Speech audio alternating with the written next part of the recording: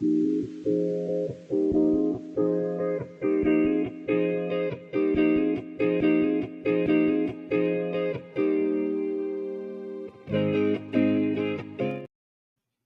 everybody, welcome to Open Office Hours. We are one day closer to Friday, so Thank God it's Thursday. Friday Eve. We're actually bringing you a new series for most of this quarter. Jason's going to be with us for it. We may have some team members come in as well, but here and there throughout the series. But essentially what this series is we're going to go over the 5 core values that we hold at Stranger Studios. And really it's like these to guide us on how we work, how we build, how we support our customers and users, and how Jason and Kim support us as the employees. So today, specifically, we're talking about the first core value of we are human. Yeah. And maybe it's good if you can put my screen on, we can show our internal diagram here of the 5 core values so folks know what's coming up and where these come from. And I can give a little background around how we came up with this stuff, but we were operating as a business for like over 10 years before we really settled down and set like a true mission statement and core values. And that's kind of business school 101.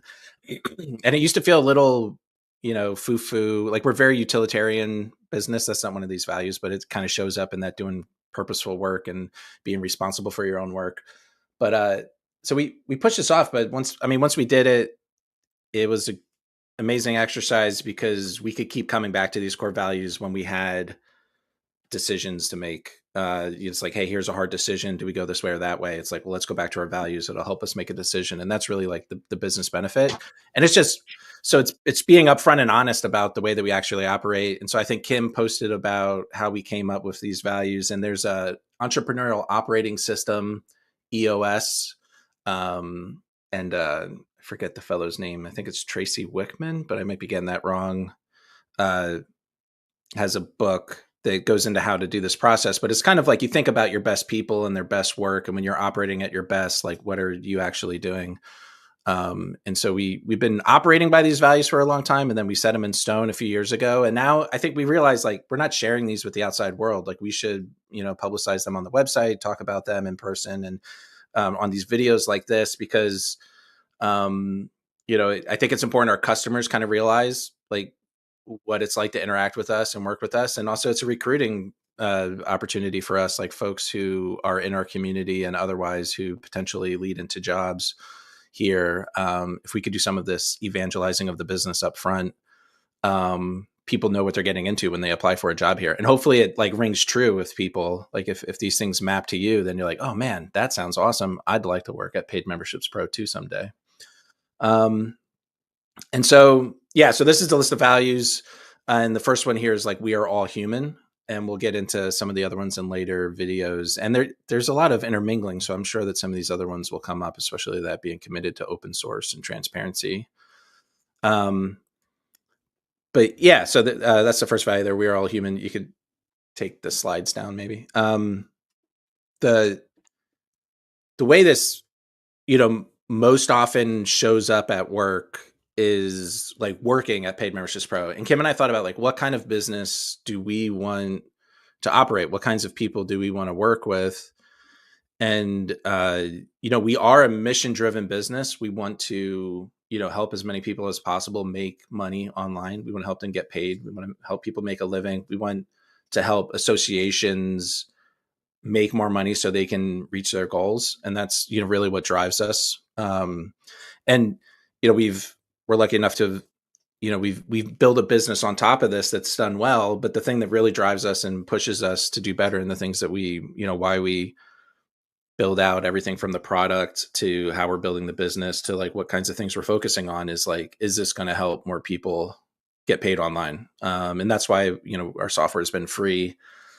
And so as many people as possible can use it. But it's like, that's a big mission, and the people who work here also share that mission. But at the end of the day, it's just a job. And we realize like this is just one part of our lives.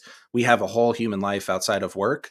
And so we want to keep that front and center when we're thinking about how we work here at Paid Memberships Pro. And I have to shout out like some companies that like led the way and also were public about their values and how they operate. And so one is WildBit, which is a company out of Pennsylvania that talks a lot about work-life balance and like 4-day work weeks and things of that nature. And I think almost the founders have kind of pivoted towards lobbying on those efforts versus like, running their businesses. Josh Pigford had a business Barometrics, and he was very open and shared all his stats and shared how he worked with things. And we used like his PTO worksheet, paid time off, as like a starting point for how we do PTO at our company.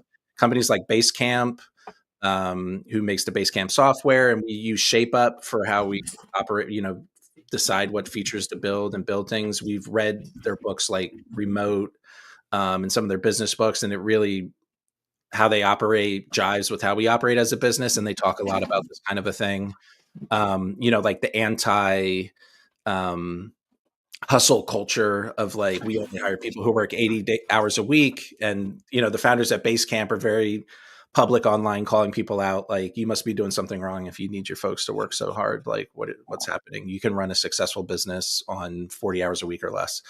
And then Human Made in the WordPress space, it's literally in the title of their company, and they publish their values in their book. And I think they have, one of their values is related to being human, obviously. And I think some of their other values map to ours as well. So of course we get along with those folks, and we've read a lot of their public stuff. So those are things to look out for. And so specifically working here at Paid Memberships Pro, some things like they're like perks for employment, and Sam can fill in some flavor on what it's like benefiting from them. But we have 35-hour weeks. So this is kind of our version of the 4 days a week. When I was in the enterprise world, I had a job for a couple of years, and I was encouraged to work those 8-hour weeks, and I really didn't. I like stuck to like, especially like we didn't get paid overtime for like the first 2 weeks above like, the normal amount of hours you worked in like a month or something like that. But what I did do a lot was kind of eat my lunch at my desk while I was working. And so that's like how we envision this, is like actually take a break for lunch and go out and like do something else. And I think it's just like, I do that, but what's that?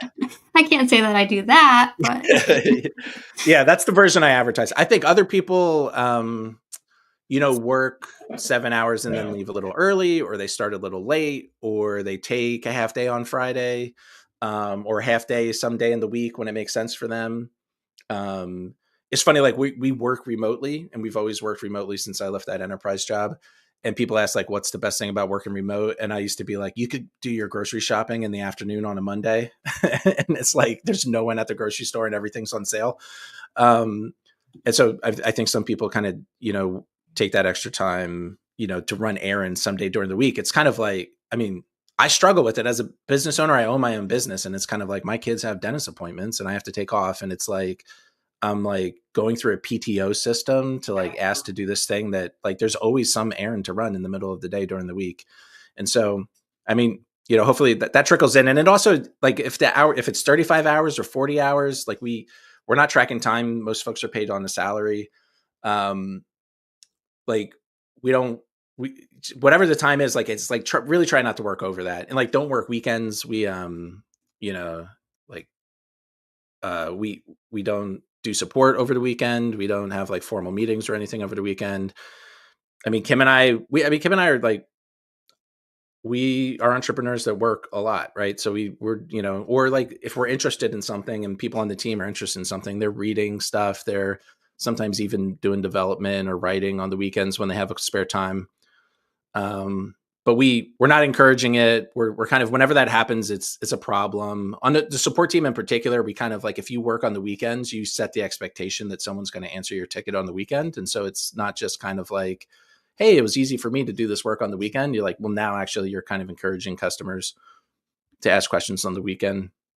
But anyway, just having that barrier there means that we kind of flow over it. there's some periods of crunch, but there's not a lot. Like we don't allow that to happen. Like using Shape Up is like a really good tool for like not having like we absolutely have to launch on this day and all the work has to be done now. Like that happens every once in a while because of things that are, you know, other people's deadlines, or we have to set a deadline eventually, or something comes up, or like our site's being hacked by spammers over the weekend and we have to defend it. But anyway, we enforce this, and it's a bad thing. It's not kind of like, well, that's just the nature of working here. Sometimes you have to work on the weekends. It's like, it feels bad every time that's happening. And we're like, did you, like take a break? We don't want this job, even though it's mission driven, to be that much of your life. It really doesn't deserve more than 7 hours a day, Monday through Friday. And then, so some other, kind of perks that are in this vein for our employees is like unlimited PTO with a minimum of 5 weeks and at least 1 week total, like in a stretch. And that's, I think, the exact formula that Josh Pigford advertised in he did for Barometrics, when he ran that as a remote company. And we manage it in a kind of spreadsheet. And I think like unlimited PTO gets a bad rap at places. It's pretty popular in the tech world. And some folks see it as a way of like, well, then you just don't have to pay people for their their PTO or something, or like, people don't actually take off. And actually the feedback that people don't actually take off, I found to be kind of true. Like it's a value of ours. So we don't just like, ha ha ha, I'm getting free work out of people. We have in our one-on-ones and in our meetings and in our team meetings, we kind of check in on this spreadsheet to keep track. And we're like, hey, Sam, you haven't taken a vacation yet. You need to schedule one, or I'm going to force you to take one. And so we have to hound our employees to take time off. Cause I think that the job as it is kind of so flexible and hopefully fun and engaging that, you're not taking off vacation. You don't have a staycation to get all your errands done, cause you can get it done, because of the flexible hours and the limited hours. But, we really strive. Yeah. Like, go ahead. when I first started, that 25 minimum days off was Yeah. like, how in the world am I ever going to take off 25 days in a year? Like, it was just like so foreign to me. But like, Yeah. I'm almost in year 4 now with you guys. It's like, oh, that's actually not that hard to hit over the course of the year.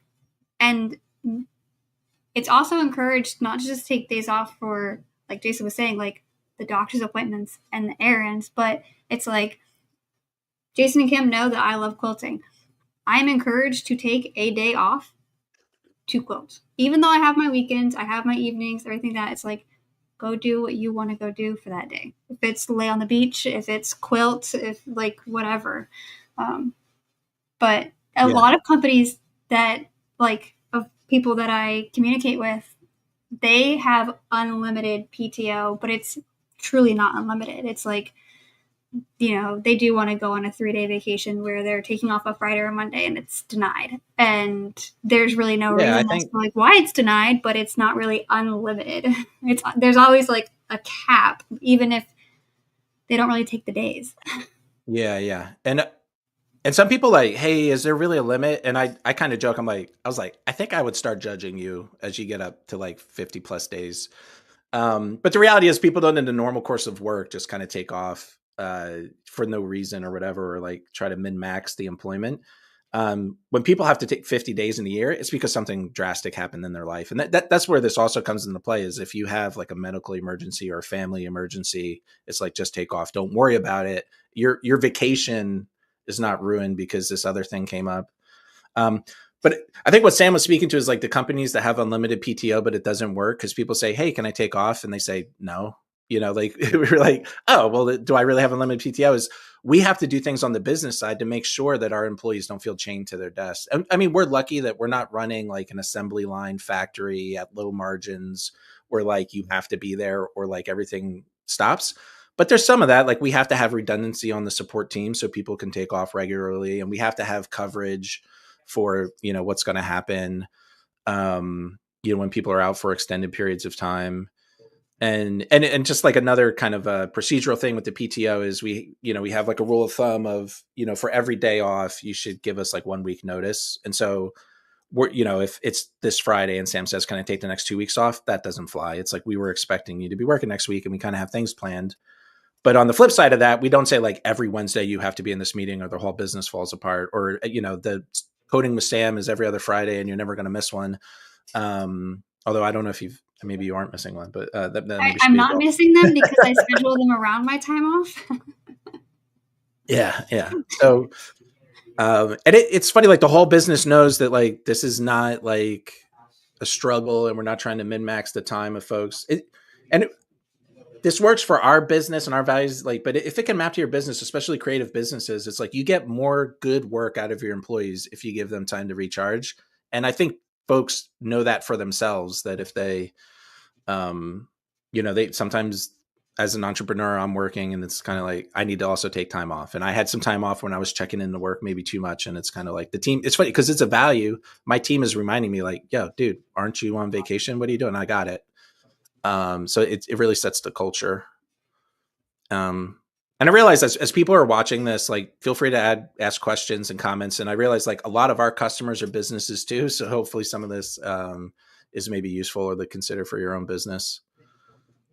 But yeah, that's some of the ways that, this human value, we are all human, remembering that we're human, comes into play how people work at Paid Memberships Pro.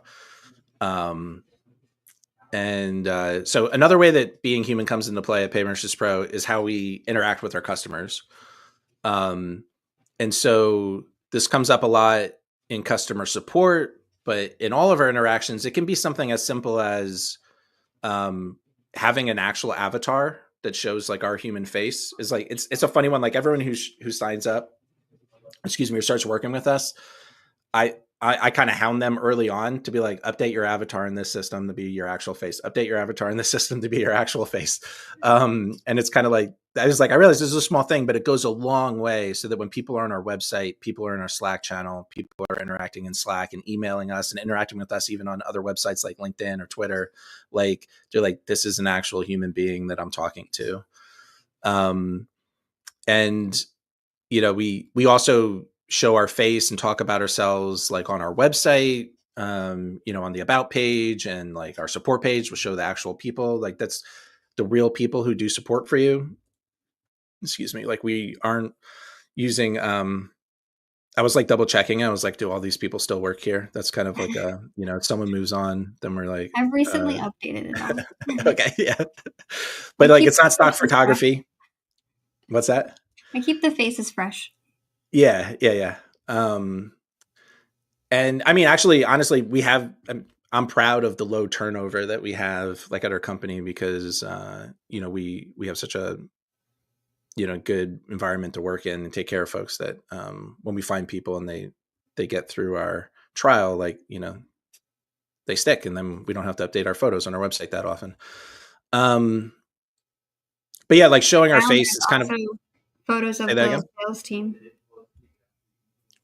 What has photos of the sales team? Further down that page. Oh, yeah. If you scroll down, yeah. What we got here? We need these customer testimonials. Should be real people. That's good. Yeah. Some more folks on the sales team there. Yep. How we help perform. There's Sam. Where are you? Where's that? That's Africa. Oh, yeah. Team trip. Went to South Africa. Got a nice place on the water. Hung out. Did karaoke. Yeah. So when we're interacting with customers, it could be as simple as like showing our face. And I even like, I remember some folks early on wanted to do like support work for us. And they're like, my name's not actually John, but I find that like, and this is true, right? That like saying I'm a man and having an anglicized name makes the support go over better. And it's like, yeah, but we're real people. So you're, if, Mary Job is answering the question, or Ansi is answering the question. That's one benefit of people not knowing that I'm female, like right away. Oh, you say Sam, so it's like that I'm male. Yeah, there was like a. But then they find out that I'm a woman, and they're like, "Does she really know what she's talking about?" I mean, I hate that about humanity. That's a thing. There is like a. I know there's like a study, and there definitely were some like viral moments. People sent out like, "Hey, I do customer support like 100 tickets a day, and all I did was change my name from like Samantha to Sam, and now all of a sudden, like people are treating me with more respect." And like that's really sad. And there's versions of that too. It's kind of like send me to your manager. We just updated one of our things to note this actually is the manager, because it's kind of like they kept getting like, well, no, tell me. And it's like, no, you're talking to the highest person in the company that addresses this issue already. Um, but I mean, so that there is that friction, but it's like that. So that's the thing, right? So when we're given that data point, hey, if we actually pretend to be American men, we're gonna, support's gonna go smoother. Can we just do that, Jason? And I'm like, our value is like we are human. We're humans interacting with human customers, so that's a little bit difficult at times. But we're gonna not lie to our customers and actually represent ourselves as the people that we are. And even we had another update where like we have like a bot, and we'll get to talking about bots and AI and how we interact with that. But there was like a kind of a bot doing some procedural stuff, and we're doing an update that like if you're talking with Sam, it's weird that the bot chimes in with something that Sam would have said, like in our email, our sales email queue. I think it's like, hey, let's call that Sam, not the bot, because that's actually like Sam updating it. But yeah, so like anyway, yeah, we strive to like represent ourselves as real people, and this isn't just like foo-foo stuff. It's actually good marketing and good business. So besides that, like, hey, support tends to go easier if you're talking to a man or whatever for some reason. Um, there's definitely studies that show like marketing, like having your actual face on your website. I think this is part of our like site success check. By the way, we do site success checks for folks who sign up for our paid levels. And so if you sign up for the paid level in your confirmation email, right, Sam, you'll see a link. And It's the like site a success week check. after you sign up. You'll get it's either Okay. a week or a month after you sign up, you'll get an email asking if you want us to do a site success check. And that's Yeah. kind of just a quick audit that we check a few different things like call to actions, like Jason was saying, the face, the human behind the company, accessibility. If you're utilizing PMPro Pro to the full extent that you could be utilizing it for. Yeah. Yeah. So check that out. That's something that we offer. And we, maybe we can use that too as an example for like how we use AI at the company, because AI is involved in that, but we have humans that manage the process. But definitely, I think that's one of the points is it would see your website and be like, hey, do you have stock imagery? Like, you should really just have a picture of your actual self on your about page. You should have pictures of your founders. You shouldn't pretend to be a big company when you're a company of one or two. I think there's other people have written this up. I wish I could link to it, but it's like having human faces like makes people feel at ease. They feel like they're interacting with another human. A lot of ads, thumbnails on YouTube is like they've all settled into like a human making like an engaging expression, because people stop and go like that's what we're trained as humans to recognize. um and we can tell like when that's actually you, or that is like a fake AI generated. That's another little story. We had a partner that worked with us, and they were doing some of these weird things on their website where they had fake people on their about page pretending that they were a bigger company. And I'm like, I was like, that's probably not a good idea, man. You're gonna get in trouble. And you're being dishonest to your customers. They're going to notice, and you're going to lose their trust. And like, two, you're making us look bad if we send it over to you, and it's like actually a team of 3, and you're pretending to be like a team of 20, and have these kind of obviously AI generated faces. And I think this company probably isn't even on the page anymore. But like we leverage this not just ourselves, but we kind of expect our partners to work that way. Um, and yeah, also like we found in support. So you know, for availability reasons, we don't just advertise like a phone number that you can call, or like immediately have like a online webinar with one of our support agents to like manually work on your website and fix things. We do like funnel you through a ticketing system so that we can keep track of it and organize it and kind of control what's happening. But there is a way to kind of lead up to that. You open a ticket. This is actually difficult. Come into our Slack community. We talk back and forth because it's a much more fluid interaction. And then it's like, okay, this thing we're working on, we actually have to be face to face. Or if we have like a challenging customer that's given us friction or seems to have attitude because it's a woman working with them in support. But what we found is as soon as someone like gets on the call with you and sees your face, like the more they see you, and like, I wish we could scale it. We'll try to scale it better, but like, that's part of the reason we have these open office hours. As soon as our customers are like, oh, it's not this like machine I'm talking to, it's real people on the other end, they get in line, they get a little nicer, they get more understanding. They get, just easier to work with. They listen more. And so it goes more smoothly, and not just that interaction that's on the phone, but then every interaction after that. So that's like in our values guided us. So that's like the system where it's like, really, Jason? Okay, now I'm giving out the secret. People are going to pretend to be angry to like get onto a call. But certain customers that are a little ornery, they get to like really invite them to the Slack. Don't we want to protect the Slack from these folks? And it's like, really get them on a call with someone. It's like, don't we want to like just get rid of them right away?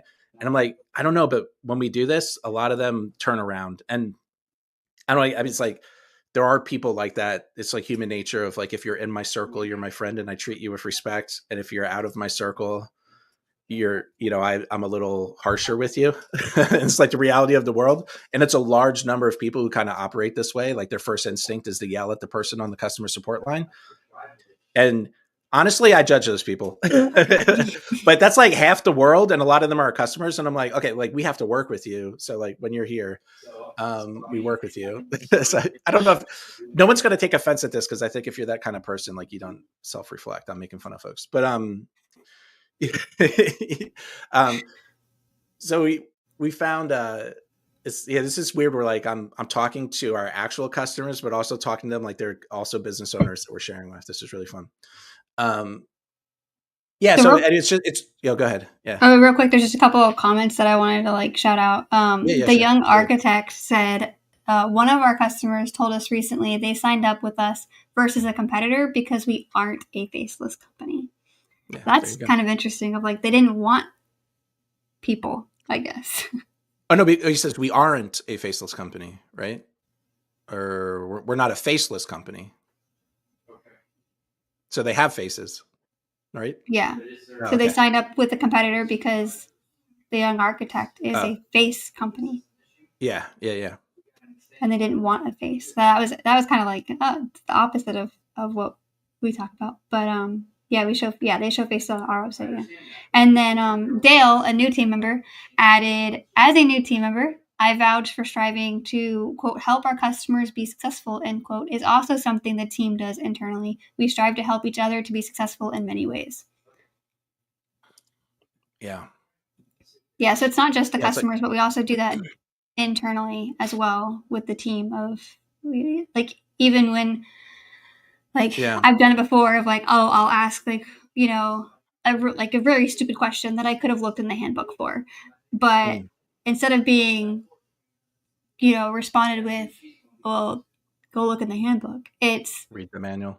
It's here's the specific link to where it is in the manual, and here's how you could have found it next time. It's not like I'm not being called out for asking stupid questions. Yeah, I think we're lucky we have a relatively smaller business with like 20 or so folks, interacting day to day. And this aspect of the business gets strained as we get bigger and have to add, hierarchy. Excuse me. But there's definitely that attitude on the team of we're helping each other. We're not competing.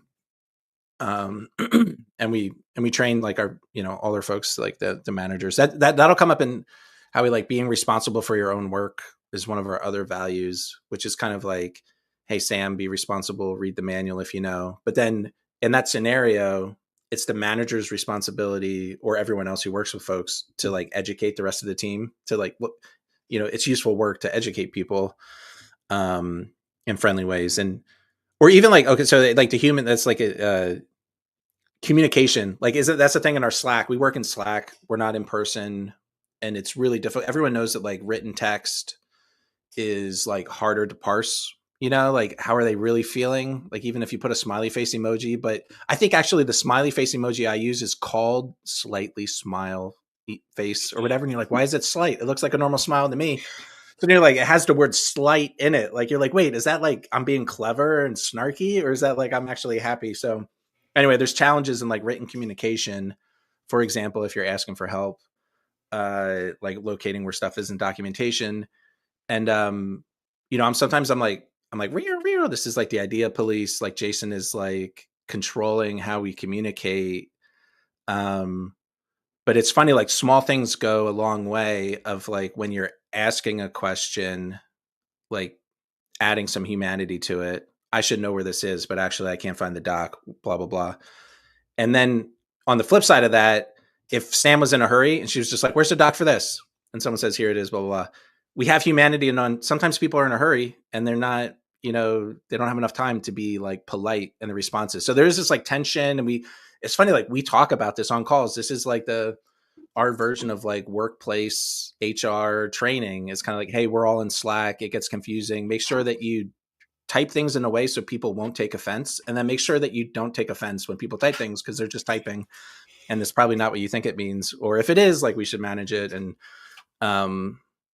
yeah, that value comes out in how we communicate online.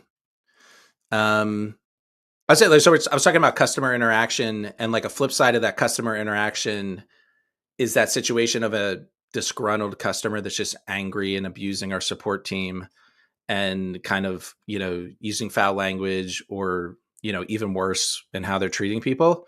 We are very quick to escalate that to the top people in the company to like stop it and like make it. There's like, every situation is a little different, but there's basically like everyone gets kind of like, unless it's egregious, it's like one warning, like, hey, by the way, this is how we operate and you got to get in line. If you don't, you're out of here. And then if they don't get in line, they're out of here, and we fire them. And people are like, you can fire customers? And like, yeah, you can fire a customer. Like, we can choose who we do business with. We're not going to do business with assholes. Like, it's kind of like, and we don't, we don't say that to the person when we're letting them go. It's actually the best practice for that is like, just say, hey, you broke the terms of service. Our terms of service has a line. I forget what it is. Kind of like, we can let you go for any reason. And it has some like kind of examples, and they would know. They were like, oh, whatever.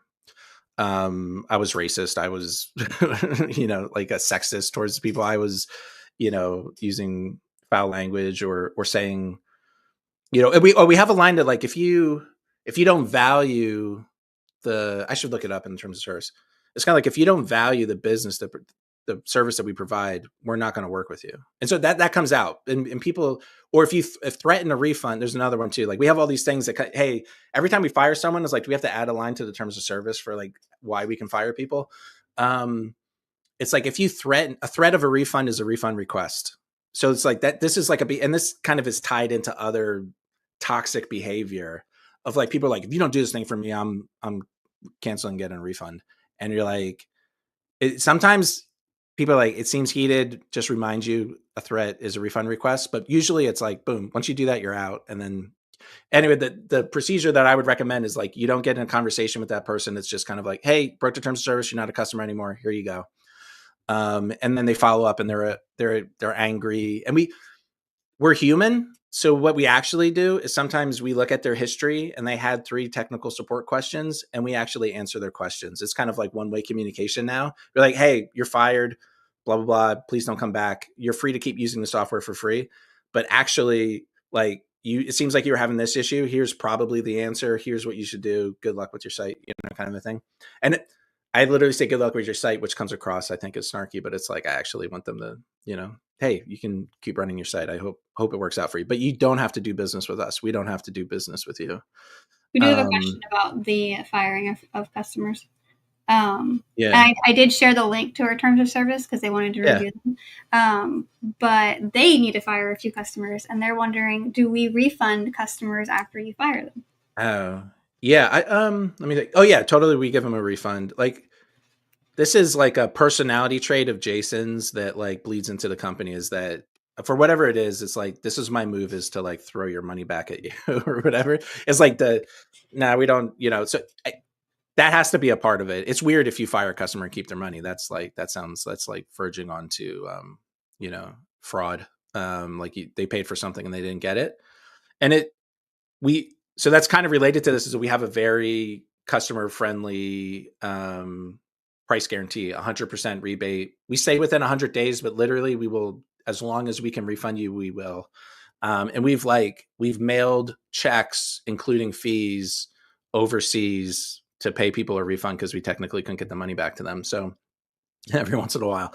So it's kind of like, yeah, you want to like disentangle any connection you have with someone. And this is tough. So like, the whole business is labeled like the refund policy points towards this, and the fact that it's freemium, and the fact that it's open source, that like when you stop being part of our business, you can keep running your site. Like we don't, so it's because it would feel different if it was like, man, this person had a bad day potentially, and so now I'm ruining their whole business that was built on top of our product.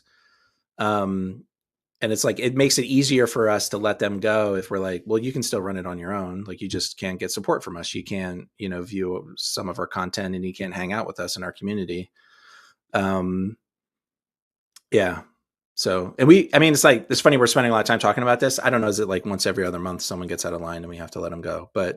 And we have thousands of customers. So, but it is like the not a flip side daily of this. thing at all. It's what it's at. It's not a daily thing. Yeah. And we don't take it lightly either. It's not like yeah. one misstep and it's like, okay, you're gone. It's discussed between the managers, and it's really like a decision that is across team. Like, yes, this person has to go. And it's funny, like I'm very, hey, give them money back, get them out of my face. I just want to like deal with good people in my life. I don't want to spend time on toxic people. It's kind of like my own personality, and that's part of these values. But it's kind of like the flip side too is sometimes people have bad days. I think Tim Ferriss has like a post or a blog series about his audience is like the size of New York City. And so if you think of all the people who are having bad days or going through trouble or like literally off their meds, like they come up and he deals with them. And like it says, like heinous, like people with big audiences get like random, kind of like death threat emails. I talk about this sometimes. I have a post on the site about dealing with hate. I think it's on the PMPro site or maybe the Stranger Studios blog or my own blog. We can find that. But it's like, so I was surprised when we went from like 30 high touch consulting clients to like 30,000, now like almost 90,000 sites. Like that's a big city. And on any given day, someone's like going through some stuff. And so we have some humanity and like try to understand like, hey, give them a chance. And like I said, we found that like just showing them more humanity, like bringing them into the Slack so we can talk in real time, bringing them onto a call so that we can talk to them face to face, helps them out. But when it doesn't, and when we set the boundaries and they pass them, it's like, hey, we only want to deal with good people. We're not going to waste our time.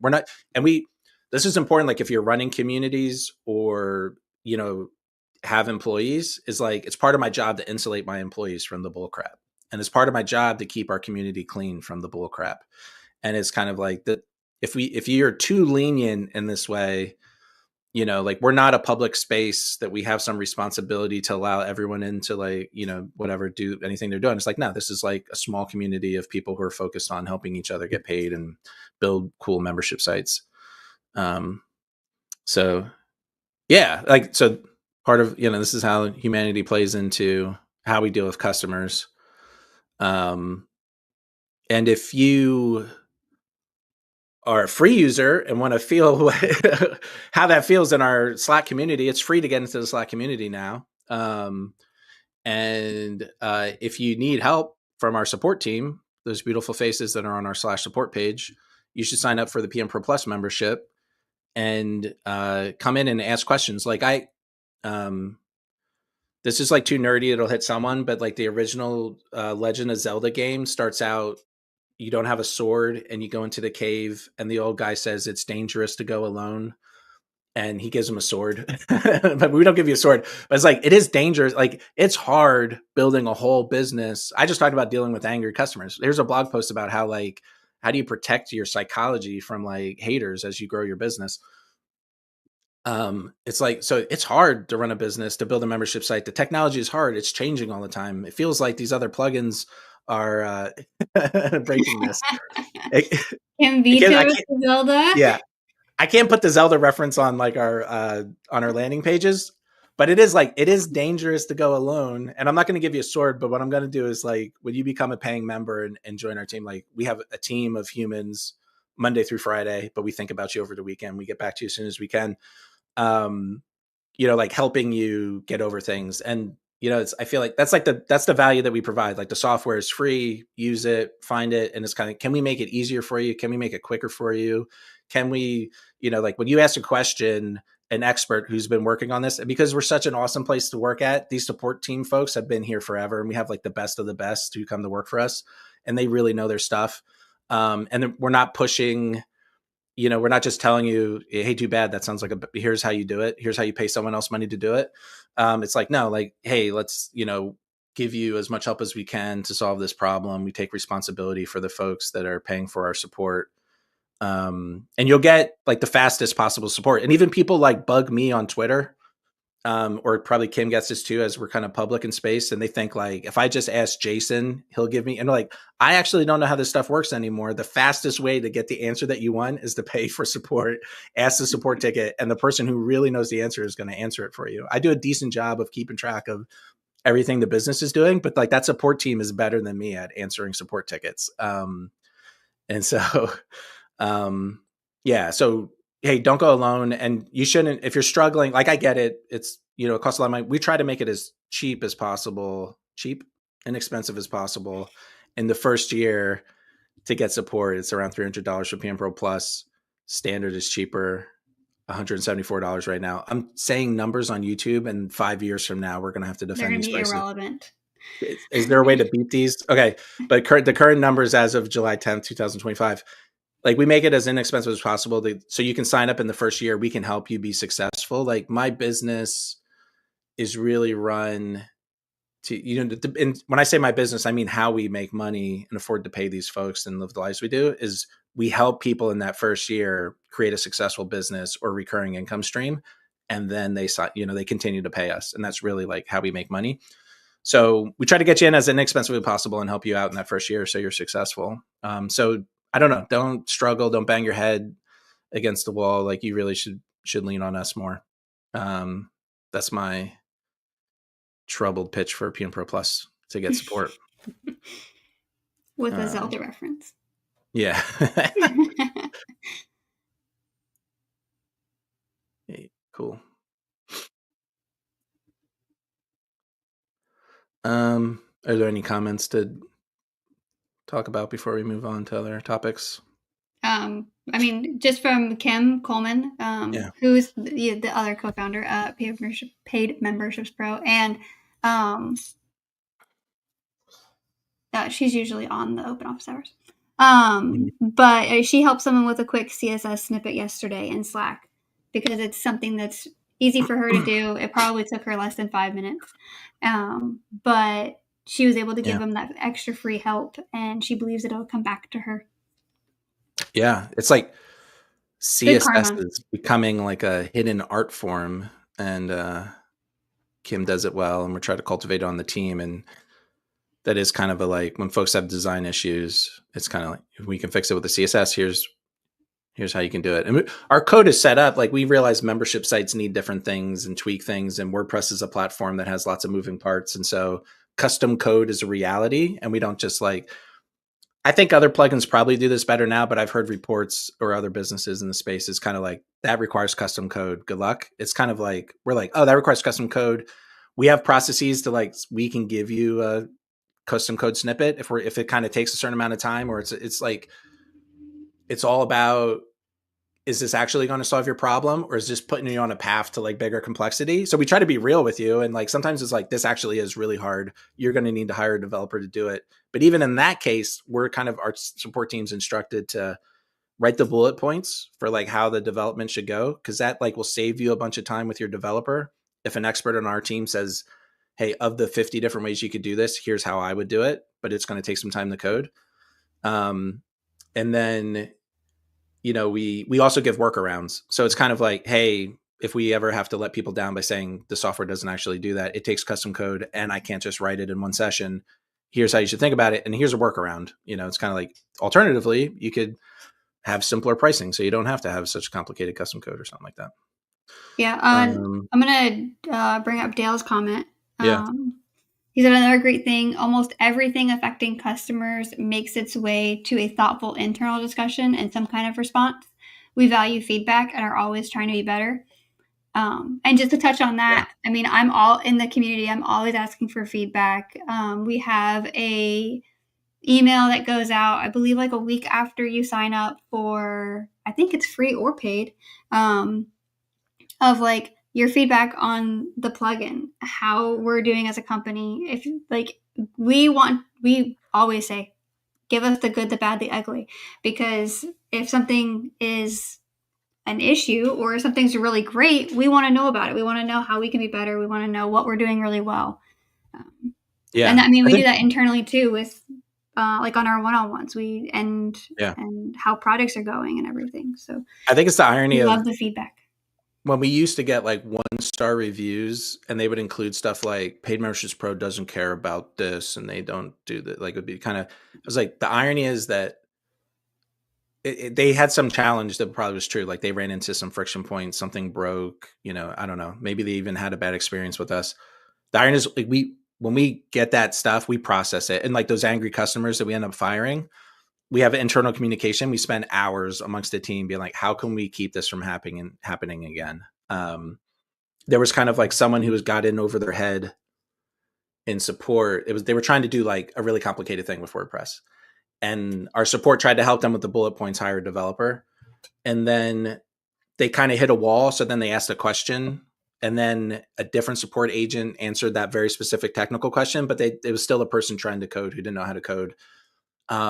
And then they were like, hey, the second support agent was like, you should probably hire a developer. And then like a third support agent, like a week later, was like, hey, you should probably hire a developer. And that guy got mad and left. Like, after 3 weeks, he couldn't get his site done. And the primary thing was he was trying to do like a really complicated thing with WordPress. And it was a tumultuous, situation, how that guy left. We spent so much time, and we've improved our process so much. We have things like, when we tell people to get a developer, they check a box and it keeps track. So everyone on our support team knows, like, we've already told this person they should hire a developer. And then we have internal processes so that, like, when tickets come in, if the support agent who helped you in the past is available, they're more likely to take your ticket. So you're working with the same person multiple times. Sam's face froze, and I don't I know if did it's me freeze. or There you. we go. Oh, okay. Okay. I could hear you the Um, entire time. I don't know why oh, my okay, computer cool. keeps doing that. That's good. And then uh, other things we've done is, our support team now, and we're actually improving the system now, is like getting a summary of your previous tickets so that people don't do that kind of annoying thing that happens in support sometimes, which is like, you've already told me that and I tried it, but that wasn't what the issue was, so it's kind of like, so we improved our process. We had this like falling. So we're constantly doing that to try to do a better job. And it's good. It seems like it's working out. Let's see. Product. Let's talk about, let me see. How long are we going to go, Sam? We try to go for an hour? We try to go for an hour, but I mean, it's totally up to you if we go over. Okay. All right, cool. Yeah. I got a I couple think the topics. AI chat that you have at the end is really interesting. So Yeah, it's weird. I should have, like, the good YouTube strategy would have been like, we're going to talk about this, at but the wait till very the end. We're going to beginning. talk about AI. Put my face AI on the thumbnail. But yeah, so we will talk about AI at the end here. And it's really like, so also being human, realizing that we're working with humans comes into our product and the decisions we make about how we build Pay Memberships Pro.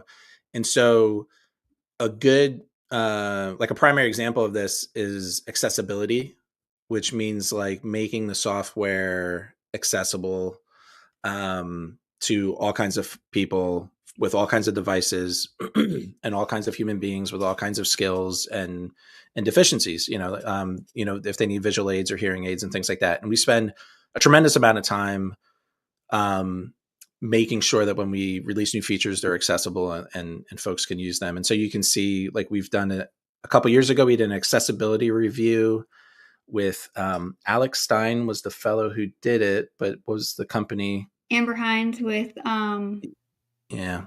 What's the name of their company? I can't think of the name of the company. Yeah, I think it's a clever. Amber Hines. What's her about page? Where does she work? Anyway, her company. Oh man, what am I? Equalize Digital. Okay. There you go. and actually, I think it was like an Equalize Digital, the WP Accessibility Meetup. Kim would know. Yeah, so it was kind of so we paid to have that accessibility review, and someone using screen reader technology went through our software and we got to watch him in real time struggle with parts and parts that were working well, and then he gave us real time feedback. And we just in a call yesterday we're talking about a feature and using what's called select to as a mechanism to, like, you're searching for users. It's a text field that as you type it kind of auto completes and finds the post to fill in. And Andrew on our team was like, that's not very accessible, so we should use checkboxes instead, so that it's an easier way for folks to use sites. And like, we embrace this, and accessibility is a whole topic we can talk about forever, but we totally like believe in it and embrace it and make sure that as many people as possible can use the tool, that there's multiple ways to do things.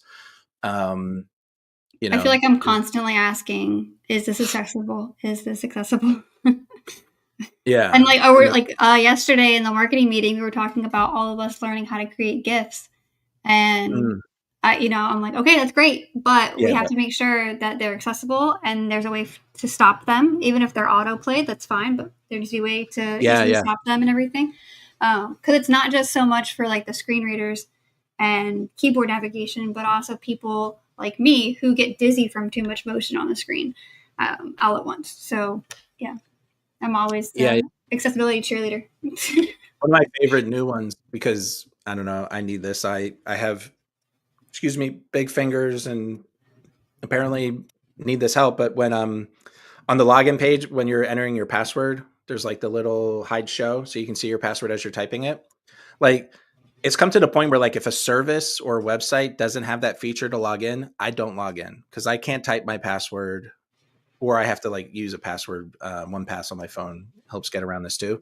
But it's like, I can't type my password in 5 or 6 times unless I can see it as I'm typing it, because I'm going to mess up one of the numbers or letters or symbols. And so that's like an accessibility issue. And it's kind of like, real humans are trying to use your thing. This is the kind of challenges that they run into. So like another example of that is in our membership directory add-on, which is in focus right now, that we're building it out. And we realized that, a directory is a thing that people build websites for. And our software does really good at directories of people. And so literally and technically directories of users and PMPro members on your website. And if someone was doing a directory of listings, so they're like, what if it's an author, but each listing is a book? Or what if, it's a car enthusiast, but each listing is a car? Or what if, it's a business, but they might have multiple businesses?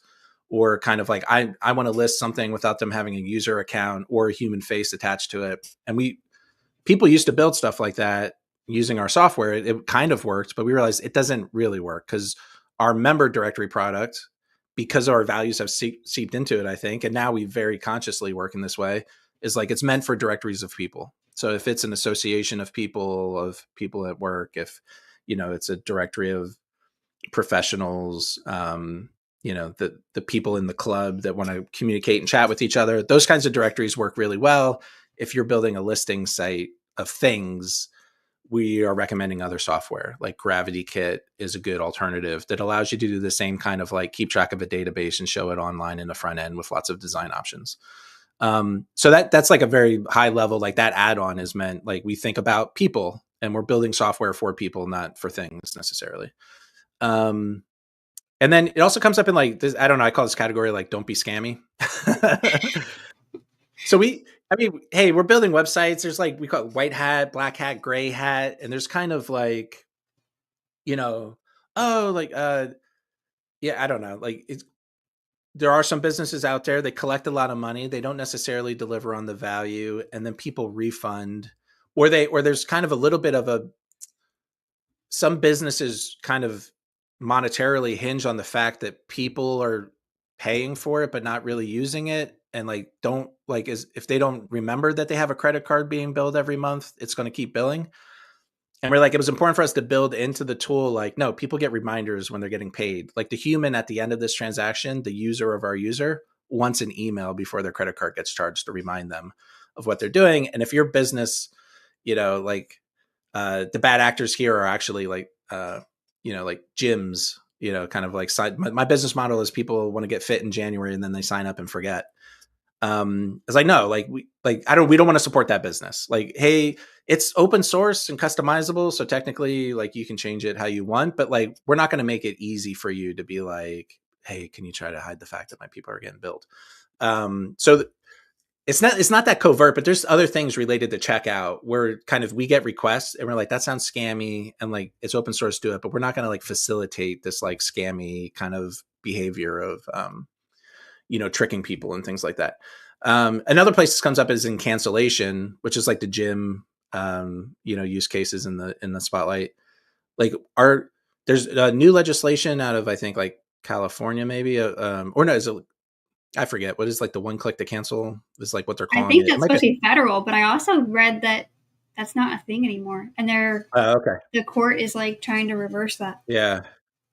Yeah, and I don't know. it's funny. Like, so we should. I'm sure, like, as this becomes more of a reality, like, we'll have a blog post or we'll help people navigate this. But when it was brought up to me early, I'm like, I don't think we have a problem. Our cancellation page is pretty clear, and we try so hard to make it clear because it can get complicated. I have 20 different memberships, and it's like, do you want to cancel one or all of them, or which one, or like, um, and we do have this like reason for canceling. Like our view is like you've seen like almost these parodies and the gyms. I had trouble canceling a gym before where you call and they're like, you have to do it in person. You go in person and they tell you have to call and you're like, I'm gonna I'm gonna lose my mind. Just cancel my gym membership. But these people like run you through to like cancel and like the button changes so that the like, no, I changed my mind button is big, but the actually cancel button is small. And like they ask you questions before you cancel and you have to go through like a whole workflow. That's like a dark pattern that we don't agree with.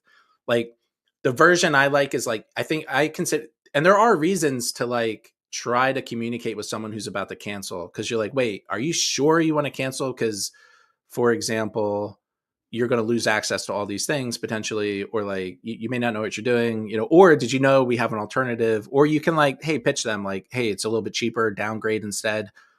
But I always assume you have like one chance to do this, like one submission. It's kind of like on the cancellation page, show them this stuff, and so that's in like we have a reason to cancel, and it's like optional, it's text, and they kind of it's just what you still just write the reason and click cancel. And that's really good feedback for folks and just that little bit of friction. Actually, that's a good add-on.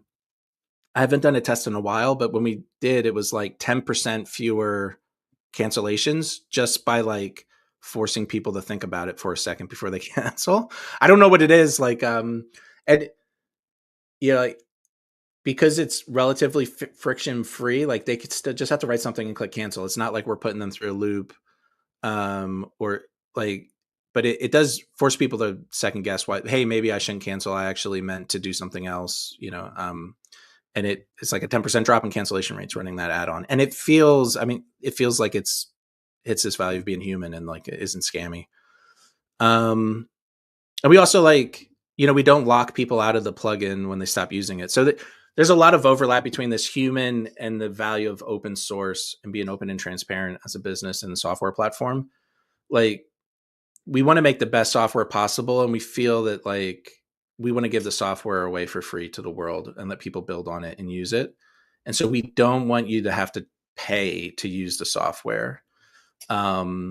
And even like it's just being nice because like we realize being human, like the credit card companies decide to cancel your contract for random reasons, like their fraud detection has like false positives, or you forgot that your credit card changed, or you got confused about what the software was, or somewhere in the handoff from the developer to the end client they didn't realize that PayMasters Pro was important. So there's lots of reasons where people kind of like temporarily lose access. And some of these other platforms, like they keep the plugin running, but the admin stops working or certain features stop working. But we're like, no, like the software is yours. It's running on your site. It's open source. Like we're not going to put stuff into the software that, stops when you stop paying us.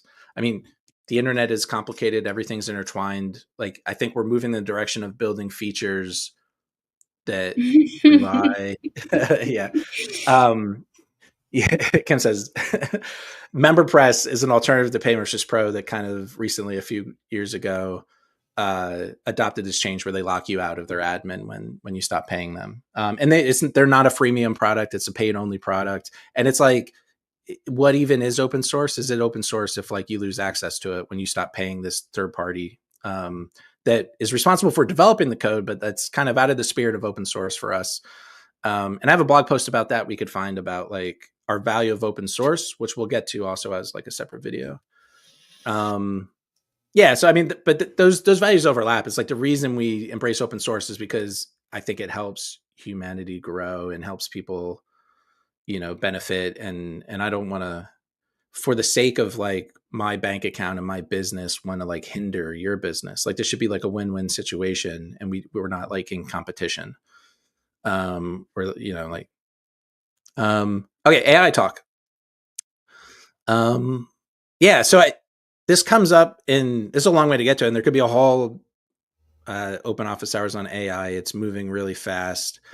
And when I say AI, I mean like the current large language models like ChatGPT and Gemini and Claude Code and diffusion models that create images, stable diffusion, and a bunch of those things.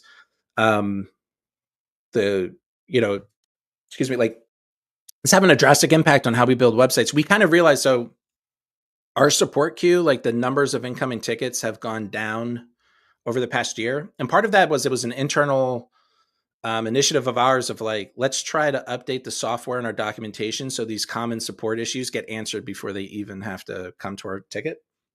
Excuse me. And we were like, man, we're crushing it. Like the numbers are going down. And I think that is part of it. But then I also realized like, oh, people are just asking AI, and the AI, they're asking ChatGPT, and ChatGPT gives you a much better answer if you kind of like see an error code or something happens on your website. So it's like, these are super powerful tools that our people are using. And internally, we see the benefit of these tools, and we ask everyone on our team has to use these tools. So I see it as like the employees and just the people doing work in the world who don't use the AI tools are going to lag behind in productivity of the people who do use the tools. And so it's not acceptable in our business for you to be like, I don't like AI, so I'm not going to use it. And you're like, I don't like aspects of AI either, but if you use it correctly, it improves your performance. So we need to help you learn how to use it. And so what does this have to do with being human? So, like a hardcore example is, people are, for support or other things, putting chatbots on the website, and they're like, hey, like, and the chat does like a decent job of like, hey, and you can train them in certain ways and put guardrails and program them in certain ways to be even better, and give it access to like previous support history to make them better.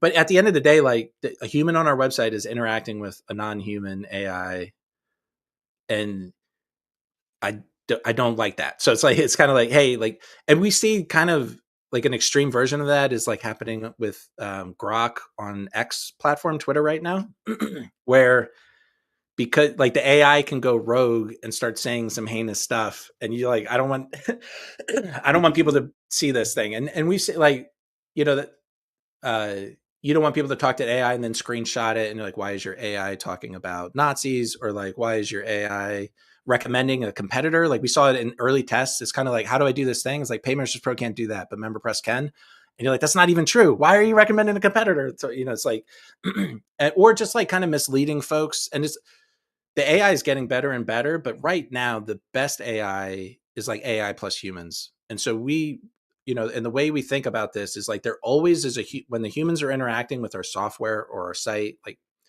how the software is designed, like the coders who are working on the software, it's one of our humans is the one interacting with the human. So when so when you open a support ticket, a human sees it, and then they use AI tools to help them answer better. And then they review what the AI does and bundle that up and give it back to the other human. So we're never going to like swap out our humans for AI, but we're always going to like, and it's kind of like, there's a human on this side. The AI is sandwiched. There's a human on this side and probably the same human on this other side, and they're using the AI in the middle. And this is kind of the paradigm that we use for code. It's like, hey, like a human looks at the coding problem, describes the issue that has to happen, uses the AI to help them sometimes, and then they review everything. You have to understand every line of code that the AI produces, or you don't ship it. You can't just be like, that looks right. You gotta go back and understand every line. So when we're coding, we do that. In support, we do that. Like a human asks a question, the human says like, helps prompt that for the AI, or sometimes it's like, actually it can go right into the AI, gets the stuff from the AI and then filters what the AI does. We talked about the site success tool, which was an all human process for a while. And we realized like, hey, the AI can speed up a lot of this. So we built like a custom GPT that's trained and has our documentation on that we gave the humans on how to do this. And then it's kind of like, here's the website, here's some things, run through the check, and then it spits out a report. But actually, you don't just kind of like give the link, you have to prompt it. So the human is like guiding the AI, focus on these things, ignore these things, look at this. You get the AI output. And then a human has to review it because the AI makes stuff up and they make bad assumptions and they say things that aren't real and they kind of use a language we don't like. So sign up for PMPro Plus, get that site success check. It's not fully automated. A human is making sure that it's applicable to like what you need on your site. We also in our marketing, we use AI to help us write stuff, and it's awesome to like dump like I could take the transcript of this open office hours, and we probably will dump it into an AI and say, hey, summarize the key points and give us some takeaways and write a page about this or a post about that. And then it's going to organize our kind of ramblings into something more usable. And then we go through and use that as the first draft and make it make sense, make it, adhere to what we want to say. And so I don't know if that like sets people at ease. Like there's always a human interacting. And for now, like until the AI is like, I think we got a few more years until like it really gets so much better than us that we can't even compete. But even then, like people want to work with a human. And I'm kind of hoping that. I think some of like software development is hard, and the AI is getting better at it. And the PR type of customer in the future, some of them are just like, I asked the AI to make me a membership site and it just did. So I'm going to use what the AI gave me. And I think that's going to be a valid solution for building stuff that our tools work with. But I do think for a while yet, even though the AI is better at coding than we are, like us adding that human element to it is like, well, your business is dealing with members and humans, and having a human involved in the creation of it, having a human involved in the software that you're using, having a human involved in the support of it is going to make sure that we're always serving the human interests of like this thing that we're doing. And so I think we got a couple years till the AI gets so good that like it's kind of like, the amount of work that the human's doing on either side of that sandwich gets smaller and smaller until it's like actually like we don't have to do that anymore. But even then, it's kind of like we're going to keep the human there because it's like people will appreciate that there's a human involved to guide us through. And so like that's how we're thinking about using AI internally, both like as a team for marketing, support, development, and how we kind of see how our customers can best use the AI. Like it, we've seen I think we have some tools like this too. Like folks are building courses with AI, which is pretty cool. So it's like people build courses on Paid Memberships Pro. It's really people are an expert. They've helped other folks. They want to get it out of their head. They want to give it away to the world. They want to charge for it, maybe make some money for it. And there is like a big hurdle of like, not everyone like loves sitting at a computer and writing for hours and hours and like is good at that, is good. Like, I'm good in practice, but I'm not a good writer, or just kind of like it's work and I have writer's block. It's hard to get over that hump. We see it a lot of like creating the content for these kinds of course businesses is really hard. And people have built AI tools to help. And I think we have some posts probably about doing this as well. But some of the early ones were kind of like, write me a course about architecture. And it's like, or like, finding an architect, write me a course about finding an architect for my house I'm building on my own. And it gives you a course about that, but it's not your course about finding an architect. And so when people are using these tools, we're like, whoa, like that's not the ideal use of like these GPTs. It's like, it's hard to write, have an interview with yourself or have someone prompt you with an interview, somehow get the words out of your head, right? What is your secret sauce? Give it your existing website or anything else, other videos or things that you've done, your emails, dump all that into a document and then give that to the AI and say, write Jason's version of this course, and it'll give you a draft. And then don't just ship it, like use that as the starting point. And you can even so use AI yeah. to prompt you those questions. Yeah, exactly. Yeah. Like you can And start off that way. yep. Yep. So I'm going to make a course, ask me some questions to help you put it Mm-hmm. together. And the more input that you give in, the better the results of these like language models is going to be. And so I think we've talked about a lot of this kind of content internally and doing videos like this. And our sister company, Lifter LMS, has a bunch of content. I think there's a course that Chris has over there about how to use AI to build a course. And that's really good content. It's like a course about how to write a course using AI. So it's good. Maybe we can find those and share those as well. I can try to find. Uh, I'm not super familiar oh with yeah, the Lifter site, but I will. yeah. We'll Maybe try to find it. maybe Like Kim at the academy, will find it before I do. I'll find it. Maybe it's not launched yet. Oh wait, create an online course with ChatGPT. Oh, you found it. I'll put it. I'll Slack it to you. Thanks. So it's good content. Yeah, and maybe we can highlight in Digital's comment there. Which one? About no dev experience? Yeah. Yeah, so they said, but those with no dev experience, possible, but the risk of the garbage code that is inefficient and insecure is high. Working in mature frameworks with built in efficiencies and security reduces that. That's something Yeah. that I do demonstrate on our Coding with Sam episodes. There are times where I do give ChatGPT a little bit of the code snippet that I'm working on and say, oh, but I really wanted it to do this. And I asked ChatGPT to edit the code for me. And while I have minimal dev experience, because I am learning stuff with Coding with Sam, I, like Jason said, you have to know what every line of code says. And so I do demonstrate going back through that code and reading it. I also throw out the warning out there to not necessarily do that on your live membership site where things could go really, really badly. I am doing it on a NCWP local kind of environment where there's nobody's money involved at all. If I Yeah. break it, I Yeah. break it. If there's no risk for me. I think.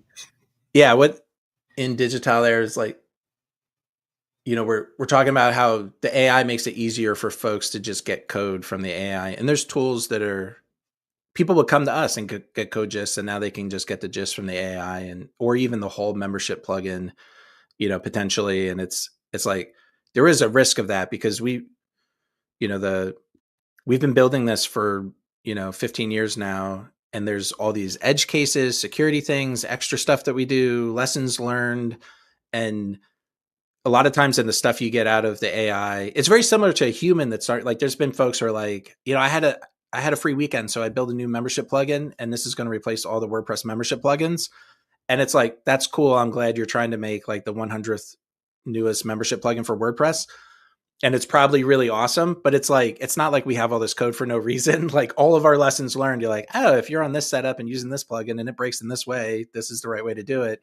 And that stuff doesn't get baked into like, the AI is building stuff, it's kind of like, hey, here's a quick and dirty fast thing that gets it done.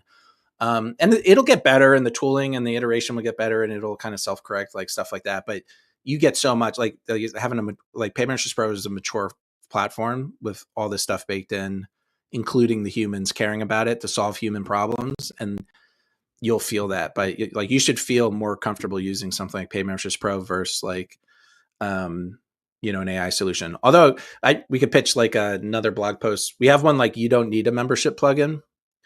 I think there are use cases where it's kind of like, I don't need all this stuff. I just need like to let a few people into this website, or my needs are kind of small. And it's like, just lock most people out of our website. And, I'm not trying to like grow members, run a business, charge for access. I don't need to manage. I don't need any of the add-ons. And it's kind of like the core functionality of make sure someone's a user before they can view your website is like a couple lines of code, and you could write it. You could copy the one we have on our you don't need a membership plugin blog post, or like the AI will excel in those kinds of situations. But it's like we're thinking ahead. So as soon as you're like, you get set up and you're like, I got this. And now oh, I got to send emails. And you're like, here's all the different services to send emails and how to think about it and the templates to use for the emails. We're always going to be like a step ahead of the AI, I think.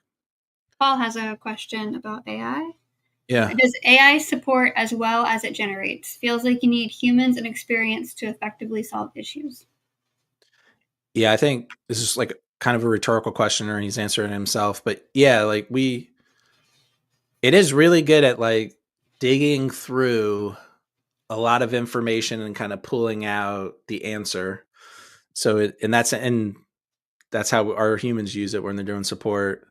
So it can answer questions, but that's the thing that needs to be solved is like experience. Is like these as AI moves from chat interfaces to what's called like agentic AI. Is like this AI kind of exists as a person and has a memory and is hanging around and gaining experience. Like that really is like I'm conscious of that aspect of things and doing support and doing development and doing marketing. It's kind of like when we're building things, there's so many different ways to solve these problems with code. And the solution that we choose to do is often related to like we've touched the stove in a sense. Like, oh, if you code it this way, it's not performant and it breaks when people try to do this thing with it. If you code it this way, it's a slippery slope and then it implies that this other thing is possible. And you actually have to. One time like all these mistakes we've made as programmers, that's what actually guides us into like this, which of the 20 solutions we choose, like when we're coding something. And the AI doesn't really have that. It has a concept of best practices because it's trained on like all the world's code, but it doesn't know like why that's a best practice unless you make it self-reflect and kind of live for a while. And so it's almost like the AI that is a better developer or marketer or support person for Paid Memberships Pro, like has to become an agent with a memory and then kind of go through all those experiences. And then it's like it comes out the other end. And I think we'll get there. I think there'll be agentic version of AI that is kind of trained on our past support. Like they kind of go into a little simulation and actually do support and like get trained. And then they come out the other end kind of acting more like our, expert support folks who have been doing support for Pay Memberships Pro for years and years. But, we're not there yet. And even then, I don't think yeah, we'll see. Like the future, like 5-10 years out, is going to be really weird. We're going to be interacting with things that we don't know if they're human or not, and we'll all get used to it. But in the meantime, we're all human, and that's like a important value to the business. That's the first value. So yeah, it's the core. Do we have?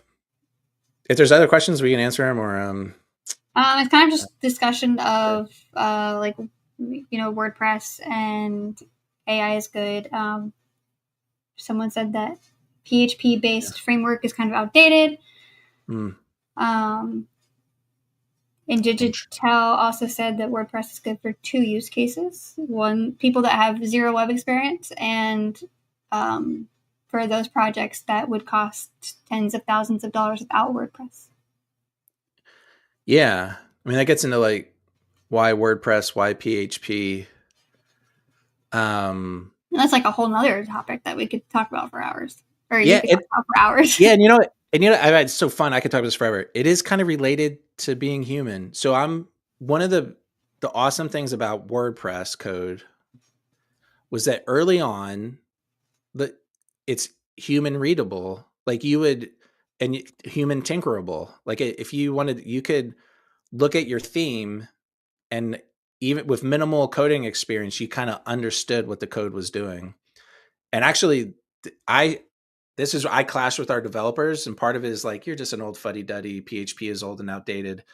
And it's like the new way of doing things is this. And like, so we have, for example, rules like if I have to look at more than 3 files in the code to understand how this line of code's working, that's too much. Like a human can't do that. Like we lose the thread. And when we're trying to debug something, you're like, oh, this is a class, abstracts this class. It's using this factory and this helper and this framework. It needs to import this other tool. And it's like, so our member-lite theme, for example, when you look at, I hope this is still true, you look at like the header.php, you'll see the HTML code that goes into your header. And you're like, oh, that's where, where some other themes kind of like over abstract their code and it's like header.php calls draw the header function. Draw the header function builds the header class. The header class imports the blah, blah, blah class. And you're like, where the hell is the link tag that inserts my style sheet? I just want to change that. And so you got to kind of navigate through this like overly. And I think a lot of modern development is moving away from that. Like it's kind of like abstracting it, because it does make it easier to kind of like, reuse components, which is useful. But if you reuse the components, but you don't actually understand how they're built, you kind of lose something. So, and you lose some of the accessibility of, PHP just runs on like most modern servers very easily. Whereas like if you're running like a Node app, you better make sure that you're using the right version of the package manager or it's all going to break. We call it build script hell. And so it's funny, like I think we're coming to like a interesting time where there's competing incentives and motivations. So that abstract, like people are making simpler code because it's easier for the AI to digest. So I want to so there's tools that will like take a GitHub repository and put it in one file so that you can like ingest it into an LLM easier, because the LLMs also get confused navigating through all the files. But some people are solving it by creating things like MCPs. I forget what that acronym stands for, but it's like a tool to help AIs use tools or like do things like navigate files in the code base or use WordPress. There's a really cool WordPress MCP project that's working so that like AI can better do things in WordPress. You kind of explain to the AI, here's how to add a user, here's how to add a post.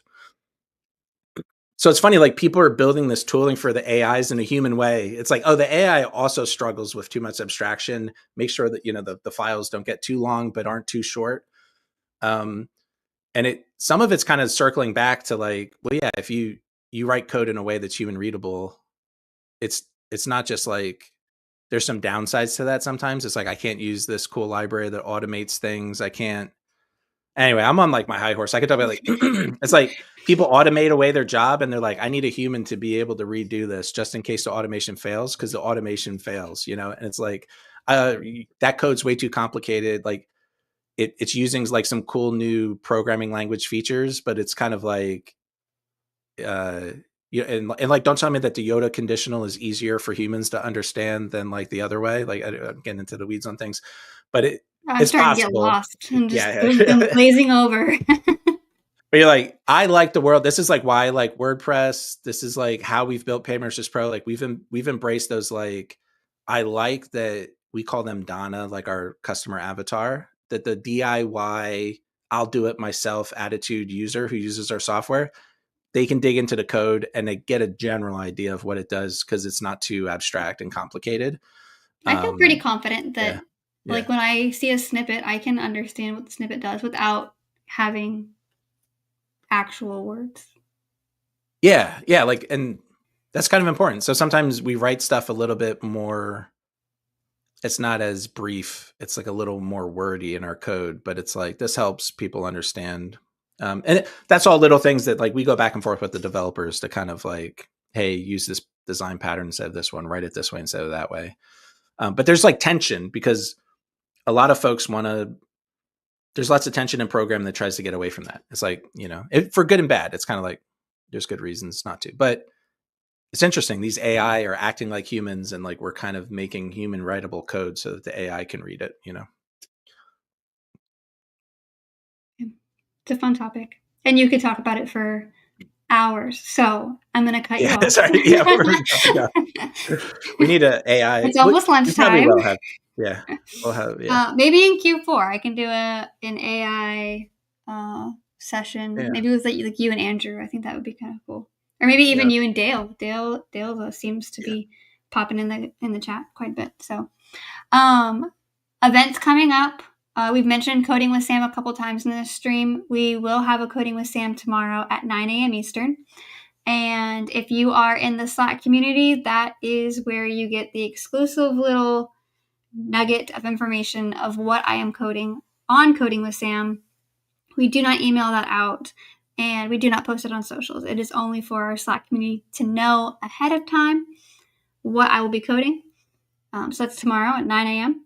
And then I have Jason back for another open office hours on July 24th. We're continuing this Built on Values series on do purposeful work. So we're going to dive into the topic of what purposeful work even means. And Jason pulled back up the core values. So yeah, the next one is purposeful.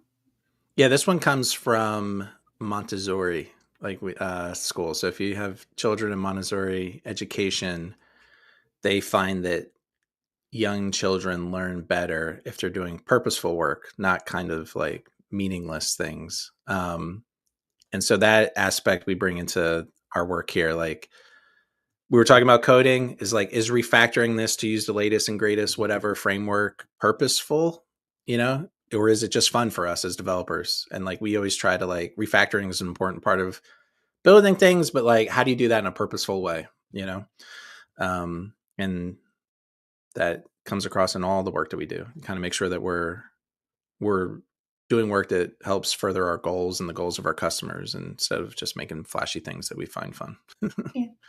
If you liked this stream, give this video a like, subscribe to our channel. It does help us know, it provides us feedback, like we said earlier, about what kind of content we bring to you. This is a different type of content than we normally do for our open office hours.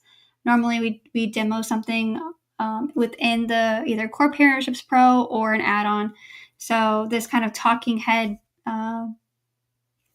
yeah, so make sure you like it, comment like it, if you found comment. this useful. Yeah. And I also dropped the link of the Slack community. If you want to continue this WordPress AI conversation, the AI community is a great place to do that. Or the Slack community is a great place to do that.